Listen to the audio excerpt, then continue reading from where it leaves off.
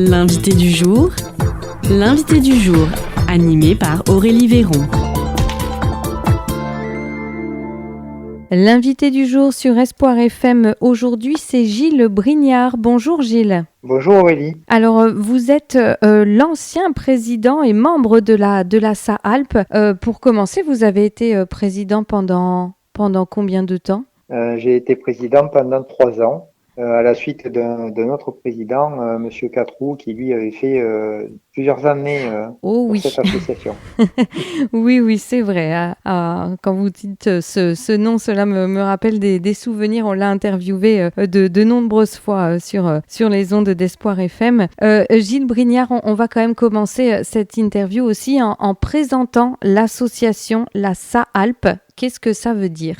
Alors déjà, ce logo signifie que c'est une société qui s'intéresse à l'archéologie, l'histoire, l'aspect artistique, le littéraire sur le passage d'Agen. Et donc, créée en 1987, elle a toujours rassemblé des personnes intéressées par ces différentes thématiques. D'accord, donc ce ne sont que des bénévoles, des passionnés d'histoire et d'art ? Oui, tout à fait. Ce sont des bénévoles, des personnes effectivement qui sont passionnées et pas forcément expertes et qui, à travers leur passion, développent leurs connaissances sur ces sujets d'histoire, d'art, donc en général de patrimoine. On essaie de découvrir et ensuite de valoriser ces éléments de patrimoine et d'histoire locale. Donc, vous avez dit, Gilles Brignard, que c'était une association au passage d'Agen. Est-ce que du coup elle ne s'intéresse qu'au patrimoine et à l'histoire du passage d'Agen, ou on est sur un territoire un peu plus large ? Alors on est sur un territoire un peu plus large parce que nous sommes très curieux.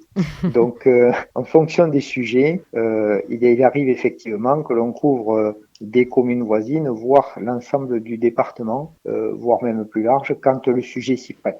Donc là, récemment, il y a eu un sujet sur le canal. Du coup, on est allé bien au-delà des limites du passage d'Agen. D'accord. Alors, quand vous dites un sujet, ça veut dire quoi ? Moi, quand j'entends un sujet, je me dis, il y a de l'écrit. Est-ce que vous faites aussi des animations, des visites ? Quelles sont les propositions de l'association ? Alors, un sujet, c'est tout simplement un ou plusieurs membres qui ont la volonté de collecter de l'information sur un sujet qui leur fait plaisir, qui les intrigue.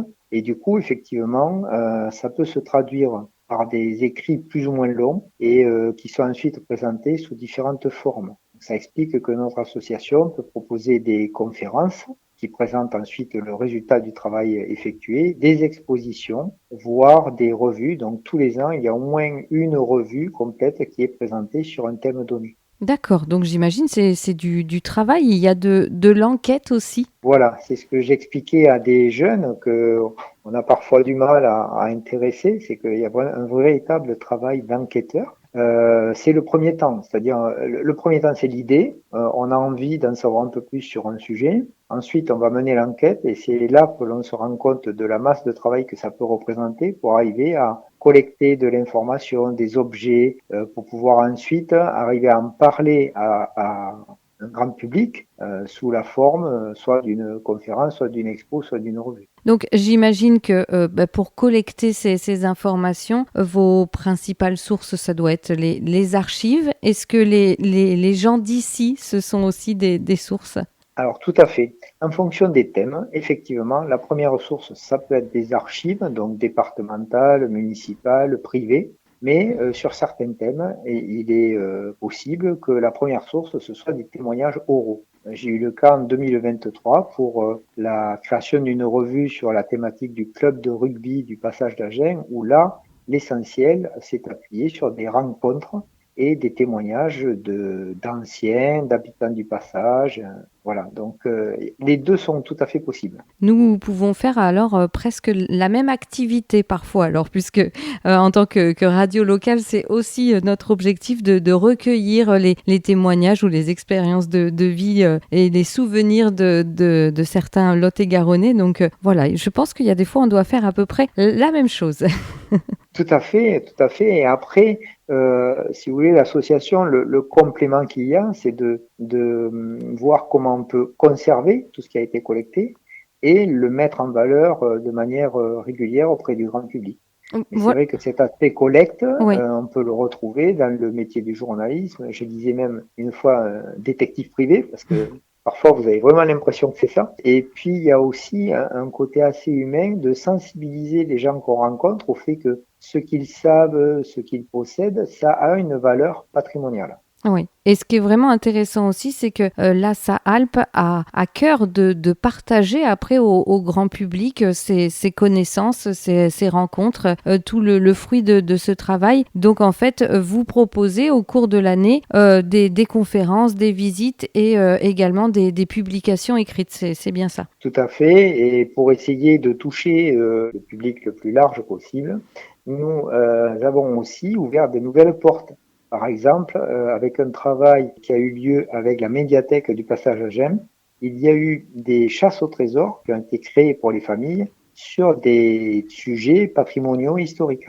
Ah super, d'accord. Donc pour aussi les jeunes générations, comme vous l'avez dit aussi, c'est pas forcément évident de leur permettre de se rendre compte de l'importance de l'histoire. Donc vous proposez des chasses au trésor pour les enfants, les familles alors. Exactement. Nous avons eu un membre qui faisait de la généalogie, qui est allé auprès des publics jeunes, les sensibiliser à ce que c'est que la généalogie, mais à travers des jeux, à travers des choses beaucoup plus, je dirais, jeune public.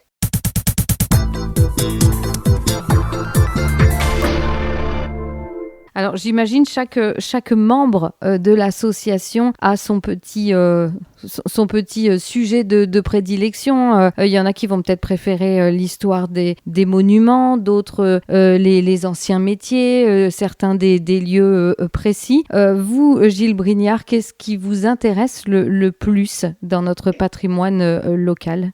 Alors moi, je suis curieux de tout. Et il s'avère que par hasard, en 2023, je me suis retrouvé à m'intéresser, à travailler sur le patrimoine sportif de la commune avec cette histoire du club de rugby. Pour les journées du patrimoine, j'ai été impliqué sur l'histoire des bateliers de la commune du Passage pour pouvoir faire une exposition au moment donc des journées du patrimoine. Voilà, c'est assez varié.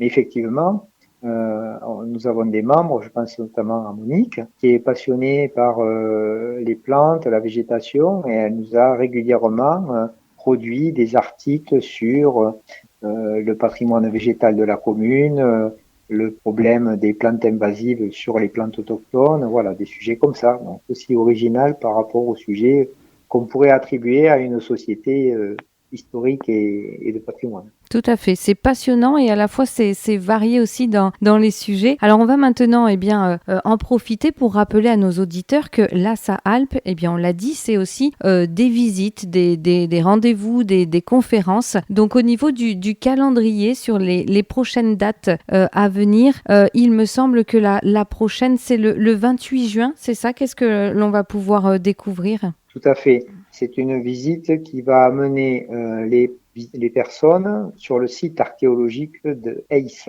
sur Villeneuve-sur-Lot.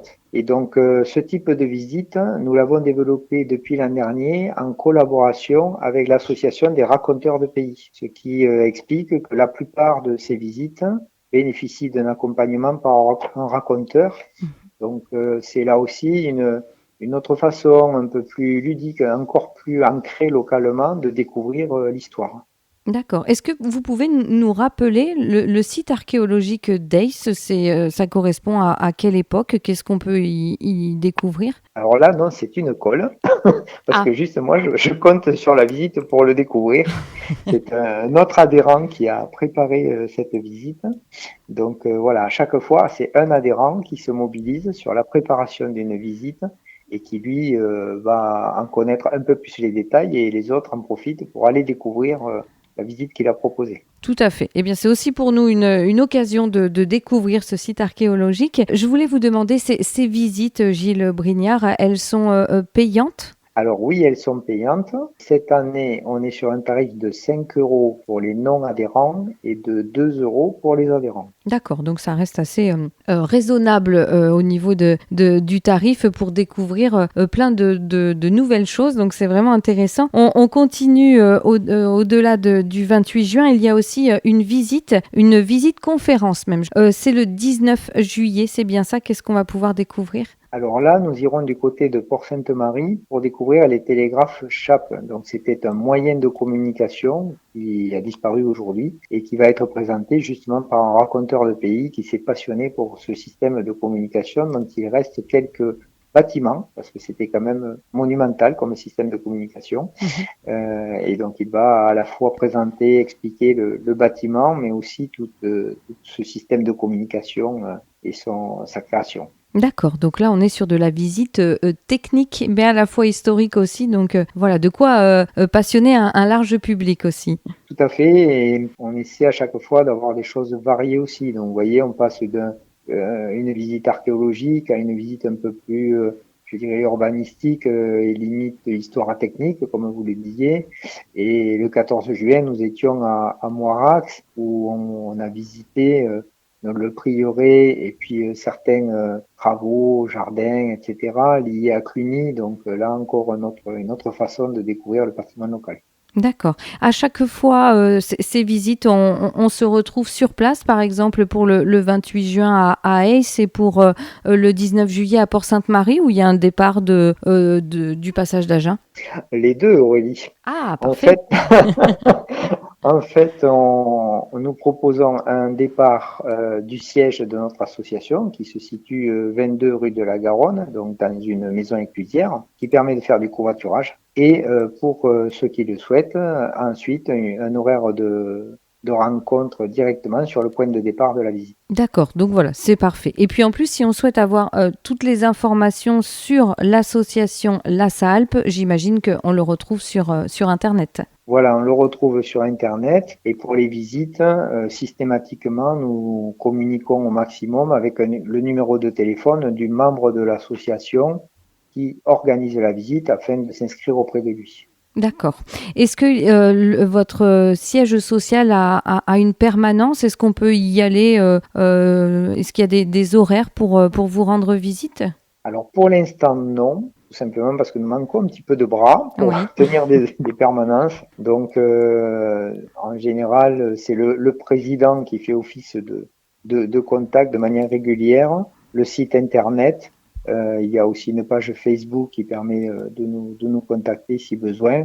Voilà, on fonctionne pour l'instant comme ça. On est toujours demandeur de bras et de personnes qui veulent s'investir. D'accord. Eh bien, en tout cas, merci beaucoup Gilles Brignard pour avoir pris un petit peu de temps avec nous pour nous faire découvrir cette association. Et puis donc, on le redit à nos auditeurs pour profiter des visites de Lhassa Alpes. Rendez-vous le 28 juin à Aix ou directement au passage d'Agen pour aller ensuite à Aix, ou le 19 juillet du côté de Port-Sainte-Marie pour la conférence et manipulation du mécanisme de télégraphe CHAP. Voilà les quelques dates, et puis bien sûr il y a aussi les incontournables, les journées du patrimoine en septembre. J'imagine que c'est une date assez importante aussi, et sûrement d'autres. Voilà, pour cela il faut rester connecté. Merci Gilles Brignard. Donc je le rappelle, vous êtes membre de cette association historique au passage d'Agen, et puis n'hésitez pas à nous recontacter pour de nouveaux témoignages, c'est toujours très intéressant. Merci à vous.